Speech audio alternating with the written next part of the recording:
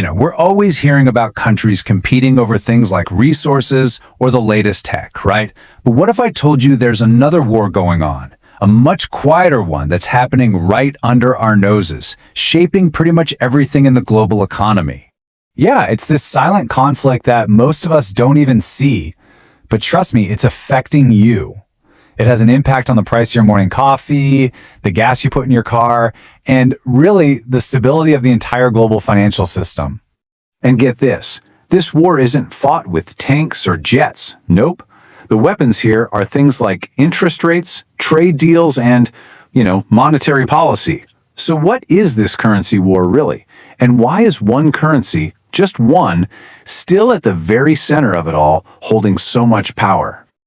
Okay, so to really get what's happening today, we got to rewind the clock a bit. The dollar's rise to the top, it wasn't some accident. It was actually forged in the fire and chaos of a world at war.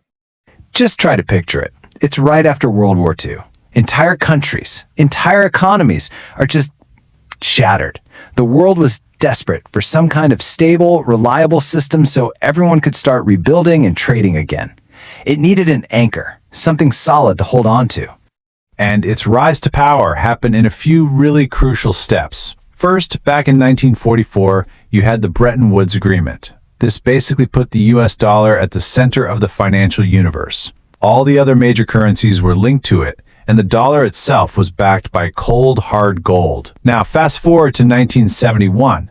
The US actually cut that link to gold, but by then, the momentum was just too strong. And then came the real kicker, the petrodollar system, which tied the dollar to the one thing the entire modern world runs on: oil. So that's the history. That's how the dollar climbed the mountain. But the big question is, why is it still king of the hill today, even with all the challengers?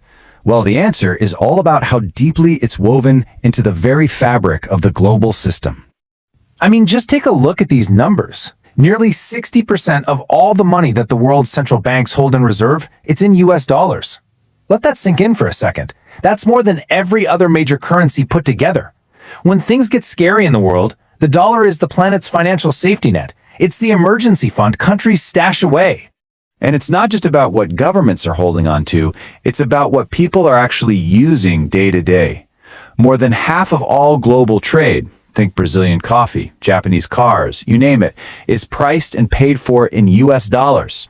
The bottom line is simple. If you want to play in the global marketplace, you got to have dollars. And this brings us back to one of the cleverest, most powerful pillars holding up the dollar's throne, the petrodollar system. This is where it gets really ingenious. The deal was simple, but its effect was massive.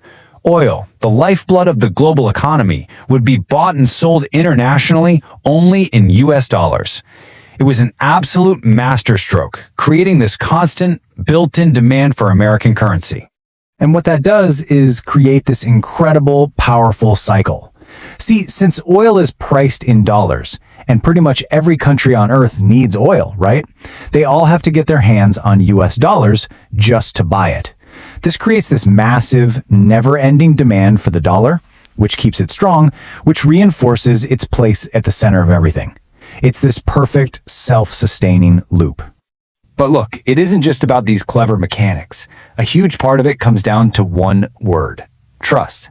The dollar is backed by the biggest economy in the world and the deepest, most stable financial markets. They're incredibly liquid, which is just a fancy way of saying you can buy or sell enormous amounts of dollars without crashing the price. Think about it. When a crisis hits anywhere in the world, where does all the smart money run for safety? US government bonds. That deep-seated trust, that's the real foundation of the dollar's power. Okay, but whenever you have a system that's this dominant, you're going to get a rebellion. So now let's flip the script and look at the other side of this war. We're talking about the growing club of countries that are actively trying to break free, to build a world that doesn't revolve around the dollar. And this quote really nails it. For a lot of nations, this isn't just about money or economics. It's about power. It's about geopolitics. Because if the dollar is king, that gives the United States an incredible weapon, the power of financial sanctions. They can effectively flip a switch and cut a country off from the entire global financial system. So who's leading this rebellion? Well, no real surprise here. Its major rivals to the US, countries like Russia and China. They've been on the receiving end of American financial power, and they're pretty determined to carve out a different path for themselves. But as they say, it's good to be the king, and dethroning one is incredibly hard. Just look at the comparison here between the dollar and its biggest challenger right now, the Chinese yuan.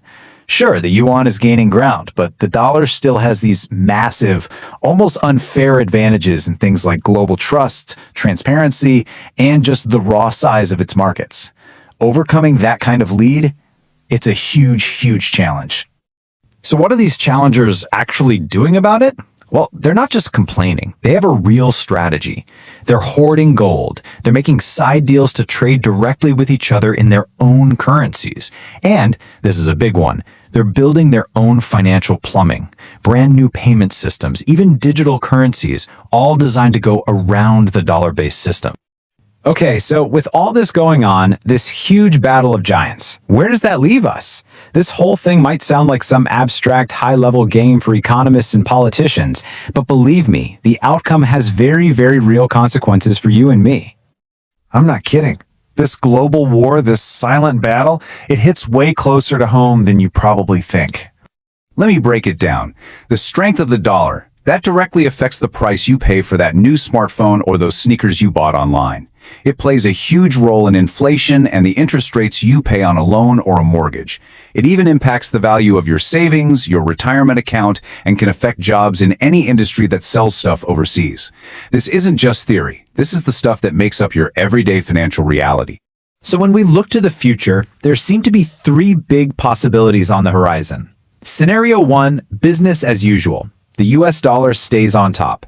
Scenario 2, a more crowded stage. We enter a multi-currency world where the dollar, the euro, and maybe the yuan all share the spotlight. And then there's scenario 3, the real wild card, a total tech disruption. Think digital currencies that come in and just rewrite the entire rulebook. And all of this brings us to the big final question, doesn't it? For right now, today, the dollar is still the undisputed pillar of the global economy, but you can feel the ground shifting under our feet. New challengers are rising and the old rules are being tested. Are we watching the beginning of the end for the dollar's reign? Or is this just another challenge it'll overcome? Honestly, we don't know yet, but the answer is going to define the economic story of our lifetime, and that is definitely something worth paying attention to.